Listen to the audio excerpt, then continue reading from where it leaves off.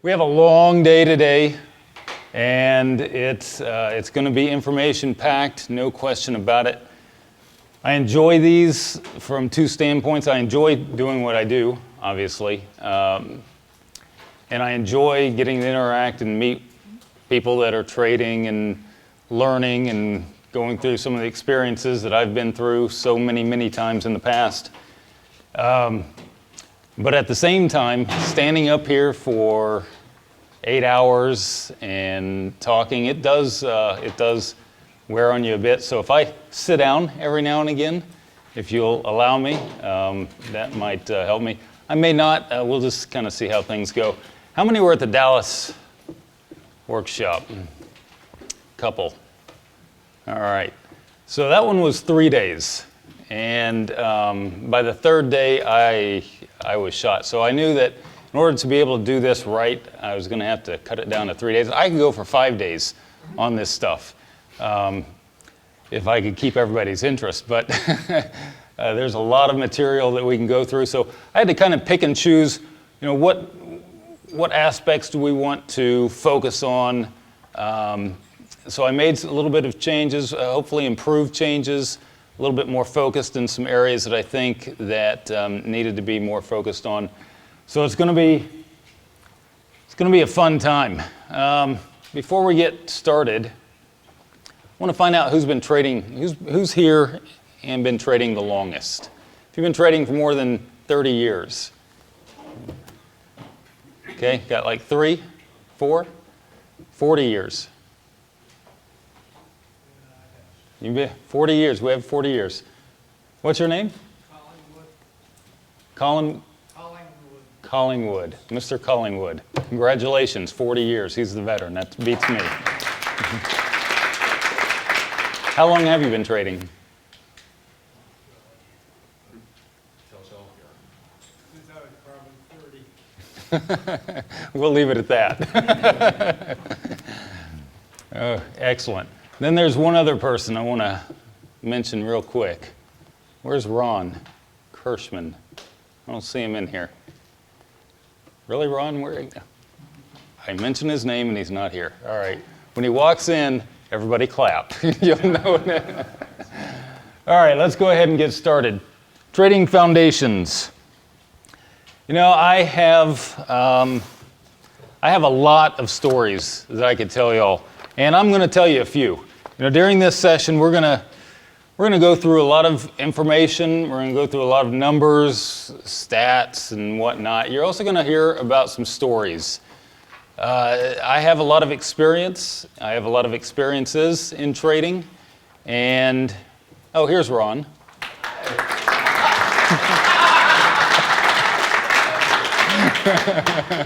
What? We were recognizing a few people, and what I was going to mention was Ron is here on his wife's birthday. Yes, I am. I'm in trouble. So it's going to cost him more than he thought. I have a lot of experiences in trading. I'm not going to say most, a majority of them are bad. And you just can't get to the point of being successful in trading if you don't have some bad experiences. Otherwise, you're not even going to realize the risk. One of the stories that, there's several stories of mine that I'm going to tell, and then I'm also going to tell some stories of some other traders. One of the stories is from a doctor in Missouri who, on his very first attempt at trading, turned a $50,000 account into about $200,000 in a couple of months. Thought it was easy and basically continued doing what he was doing, only with much more risk. Ended up blowing out the $200,000 in the next 3 months. So, I think we all have horror stories that we can tell. If you've been trading for any length of period of time, you probably have a horror story. If you haven't been trading for very long and you're just attending this because you're starting out right, hopefully we can keep you from having a horror story. But inevitably, I find that traders pretty much do what they want to do anyway, and eventually they got to learn for themselves and find out for themselves. So part of being able to avoid disastrous experiences is to have the right foundation. So I'm going to focus maybe for about 20, 25 minutes on making sure that we set the right foundation as we move forward. Everything that I do in trading, or I should say everything that I try to do in trading, is based on coming back to the foundation. You know, if you're familiar with football, you hear coaches all the time talking about foundation, the basics, tackling, holding on to the ball, et cetera, et cetera. But that's the same thing with trading. If you do not focus on the foundation, you are going to experience things that you don't want to experience. It's as simple as that. And I've heard every excuse in the book, and I've given a few of myself, to myself. I've heard every excuse in the book, and we'll be going through some of those excuses. Some of you may have those as a belief system, even right now, today, and it's really nothing more than an excuse. So we're going to be brutally honest as we go through this stuff. And you have to be brutally honest with yourself. This is trading. There are no emotions in the markets, except the emotions driven into it by the people trading them. And they don't care whether you lose, and they don't care whether you win. So it's really on us and what we do, how we handle ourselves, how we handle our risk, how we handle our personalities. And we're going to get personal in some of this. It's going to be uncomfortable. Some of you who don't like getting personal. I don't like getting personal with complete strangers. And you know, some of you aren't complete strangers. But you have to. If you want to succeed, you have to be brutally honest, and part of that deals with the personality. So we're going to be going through that. Part of the foundation, one of the excuses that I hear all the time is that this strategy, I'm not comfortable with this strategy. I'm not comfortable taking this type of trade. How many have used that as an excuse to not trade something at one time or another? A few of you? You really, really have to determine that you're going to conform to what works, period. Okay, the markets don't care about what you're comfortable with. They just don't. And the sooner you understand that, the better off you're going to be. Now, that may mean learning a completely different strategy. It may mean, of course, getting completely out of your comfort zone. But you absolutely have to decide that you're going to do whatever it takes to trade what works. I got an email just yesterday from a client. How many are time warp traders in here? So a good majority of you. You absolutely should be if you're not. A gentleman who went through the time warp said it wasn't for him. He wasn't comfortable with it, so he never traded it. But he traded something else, and he ended up losing about half of his account. So you absolutely have to decide that you're going to trade what works and not what you're comfortable with. The second foundation, the second principle, number 2, once you've gotten to that point, what works does not mean there are no risks, right? So always focus on the risks first. I know you hear profit potential this, profit potential that, and you have to look at the profit potential, right? You can't just look at the risks. Otherwise, you're not going to know whether it's worth taking the risks. But you have to understand the risks. Again, I'm going to read you an email that I got the other day. Here in a bit. And the gentleman did not understand the risks in time warp. And he got out early. Now, he took a loss, and he may end up taking a loss smaller than we're going to take on this trade this week. Then again, if the market comes down, it's up this morning, But if it comes down, we may be fine. But the point is that he did not understand the risks, and he got into trading something that he didn't understand and ended up making mistakes. And that absolutely is really the critical issue with regard to risks.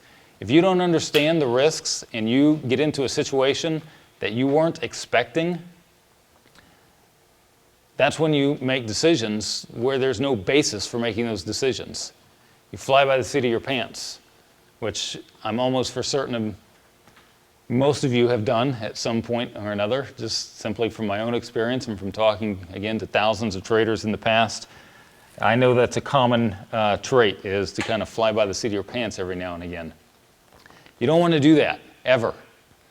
So if you are doing that now, if you have done that in the past, you can basically say, today, that's going to be it. I'm not going to fly by the seat of my pants anymore in trading. So you have to understand the risks. You have to understand what causes the risks. It's not just understanding a dollar amount. It's understanding what causes the risks.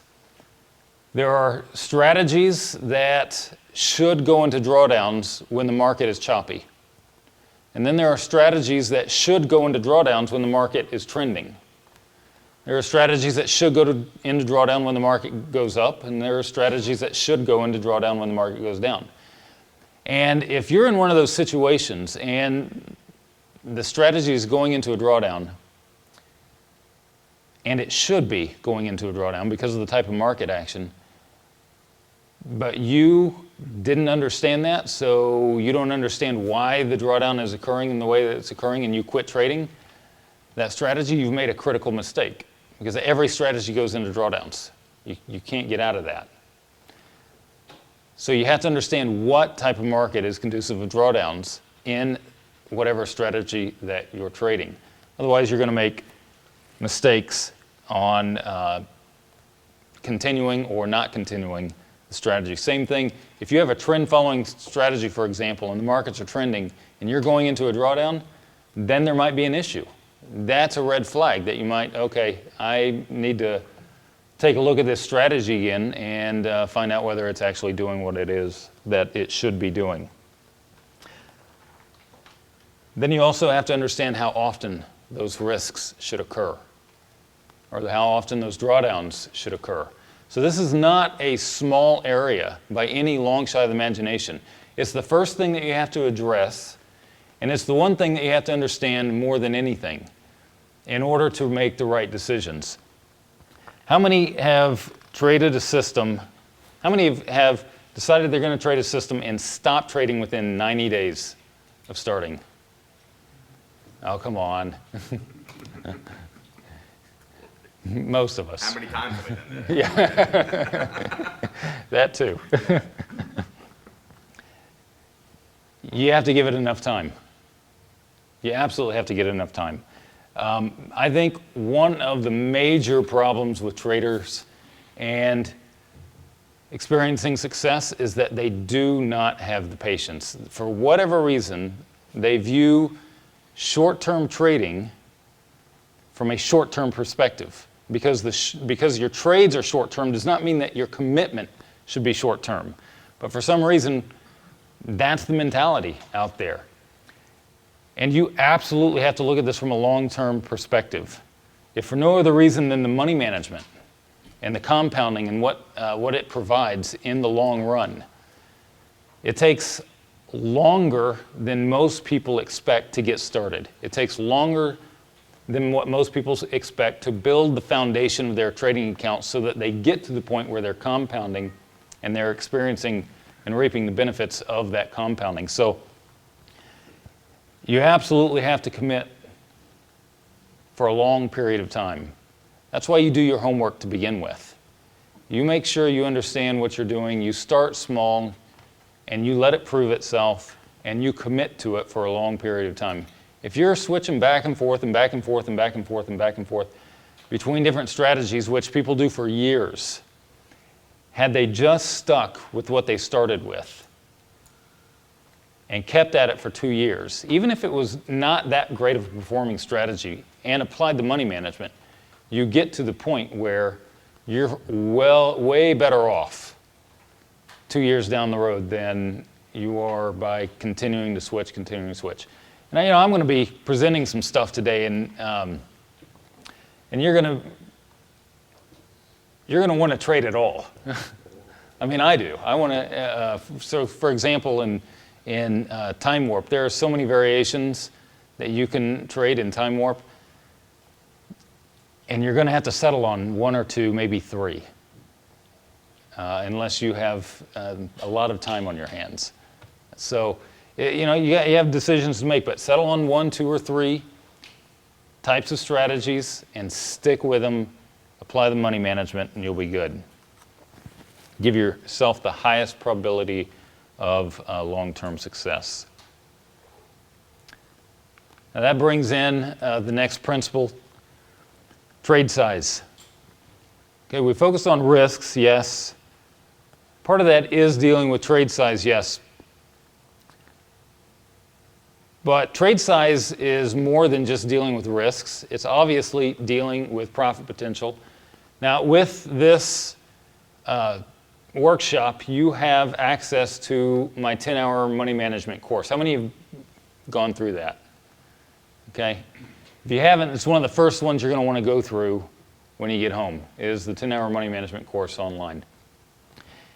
And you're going to find that dealing with compounding, so we've dealt with the risks, now we're kind of moving towards the profit side of it. You're going to find that dealing with the compounding actually also addresses the risks in the long run. And one of my sayings that I have in the course is that conservative is actually being aggressive in compounding. And that's not true all the time, but as you will go through that course, you'll see, and then we'll touch on, I'll touch on some money management principles tomorrow, have an entire session on that. So that's definitely a major focus and a major foundation. It's the one thing that every single trader makes, one decision that every single trader makes before they take any trade, every time, and that's the trade size. And you have all this focus and all this attention on where to get in the markets and where to get out of the markets. You know, I'm not a market timing guru. Don't ever claim to be, have never claimed to be one. I look at stats. I'm kind of a numbers guy. And I look at stats. I look at the logic of what's producing those stats and I try and make a determination of whether those stats are valid or whether it's number crunching and then move forward from there. But every single trader makes that money management decision, that trade size decision. And yet very, very little time is spent on it. And it absolutely is the number one thing that will contribute to trade size. So spend the time to go through the course, spend the time to understand trade size. I have one goal for this workshop. I have a lot of goals for the workshop, but one overriding goal for the workshop. And that one overriding goal for the workshop is that you walk out of here understanding what a proper trading plan looks like. I give 5 trading plan templates in the back, any which of one you can use as is. Obviously, I don't suggest that you do that because I have no clue of knowing everybody's situation in here. Your risk tolerance levels, your circumstances with regard to trading, your time available to spend on trading, how much of your assets you have actually allocated to this type of trade. I have no clue. So everyone is different in that area, right? So the plans are templates, and they're absolutely valid the way they are.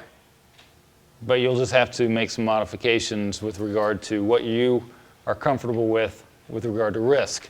And I mentioned you have to determine what to trade. You have to determine to trade what works and not what you're comfortable with. That is based on strategy only. That is not based on risk.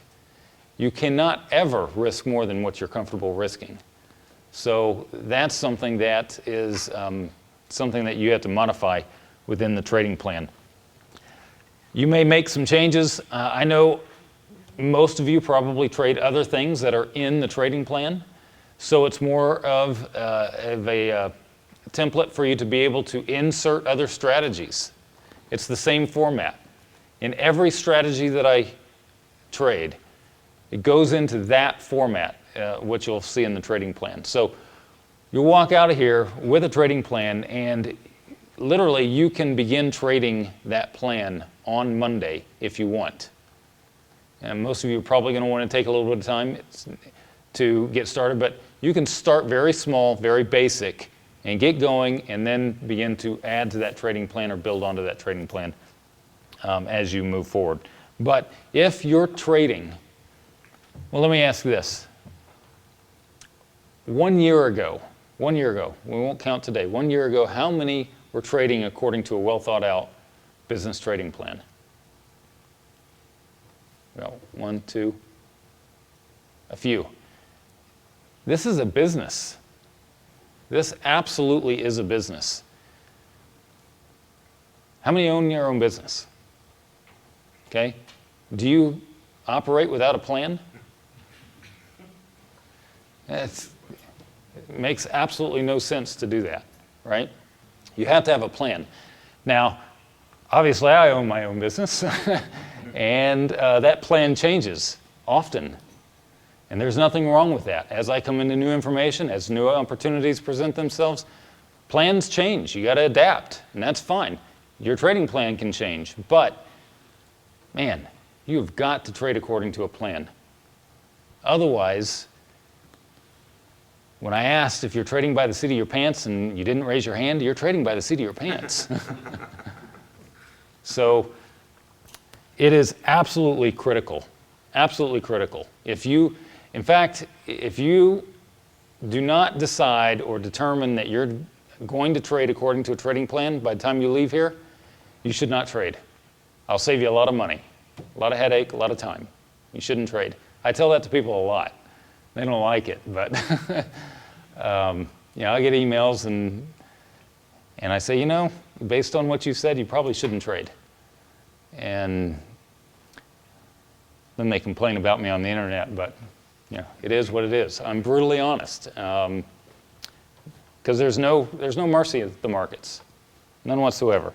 So you got to trade according to a trading plan. Now the next principle, some would agree on, some would not agree with. That's fine. I'm going to give it to you. This is my principle. And my personal opinion, I believe that everyone should base their trading plan, the foundation of their trading plan, on option strategies that carry mathematical probabilities fixed in your favor. Every other strategy out there is subject to the whims of the market. And that's not to say that there's not some really good strategies out there. There absolutely are. If there weren't, I wouldn't even bother with quantum charts. So there absolutely are some great strategies out there. But the foundation of your strategy should be either an option strategy that has mathematical probabilities fixed in your favor, or a similar type strategy where the mathematical probabilities are most likely fixed in your favor. Okay, there aren't any absolute guarantees when you get outside of the option world. So for example, one of the strategies that I believe where the probabilities are mathematically fixed in our favor is the first calendar day of the month trade. I think there are fundamental things behind that trade that provide the opportunities. How many know what the first calendar day of the month trade is? 1, wow. 2, 3, okay, a few more. On the first calendar day of the month, stocks tend to go up, starting from the close of the last trading day of the month to the close of the first calendar day of the month. And there are some things that you can do to increase that probability significantly, but we're talking 80% of the time if you use a couple of basic filters.